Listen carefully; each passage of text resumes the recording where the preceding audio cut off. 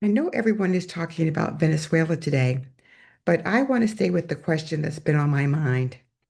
Why would anyone be comfortable with the president having almost unlimited power? During the 2024 election, a reporter asked a man what he thought about calling Trump a dictator. His response was, "We need someone who can go in and fix it without all the red tape." That's the fantasy, really, that finally someone strong enough can come in and fix stuff.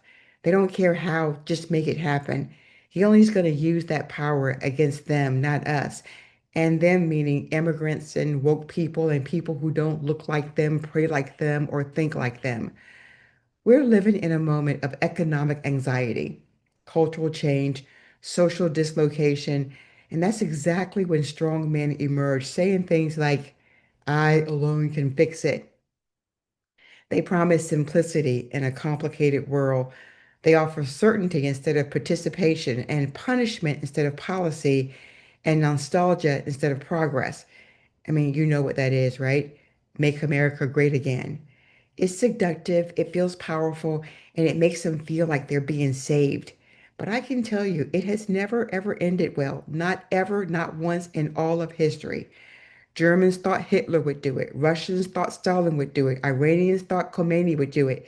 We know where Venezuelans are right now, and we know that Hungarians are discovering what Orban is all about. Every dictator begins by targeting them, and the list always changes. It's communists, it's Jews, it's immigrants, it's criminals, it's traitors. But the pattern never ever changes. Once power is given, eventually everybody becomes them, and that includes the people who voted them in. You only get to vote for them once, usually, but history will ask how in this country we did it twice. But our Constitution is supposed to prevent us from this. It's supposed to be designed to make this never happen because it divided power, it slowed decisions, and it forced compromise. But it never ever assumed that people would not have any restraint. It assumed restraint. It assumed good faith. It assumed loyalty to the republic over loyalty to one person. But it never ever assumed a feckless Congress, Senate, and a feckless majority Supreme Court. When those assumptions fail, we know that the Constitution alone can't save democracy.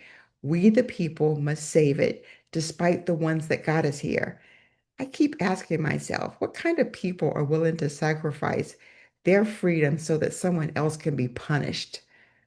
The disengaged, maybe, the fearful, the resentful, the ones who find democracy too slow, too messy, too demanding, and a dictatorship easier than caring about anybody other than themselves. Honestly, it's wretched. Because let's be clear, what they're trading is an offer of obedience and permission so that they don't have to care about what happens to the country for their ultimate price of freedom. Whereas democracy demands us to participate, it demands tolerance and responsibility and courage, and in return, we get our freedom. Many, I bet, don't even understand the trade, but our job is to make that trade visible, vivid, loud, clear, and unavoidable, not muted, but like a train wreck. You know, the one that you can't turn away from, like a train wreck, the one you can't turn away from. We create a vision for the future. We can do that, but we can also make it clear that everyone must fully understand what's at stake, where the monsters are, and what the monsters plan to do to our country and all of us if we don't stop them. Because as I've said many times before, the house is on fire, the house is on fire, and now the fire is upstairs.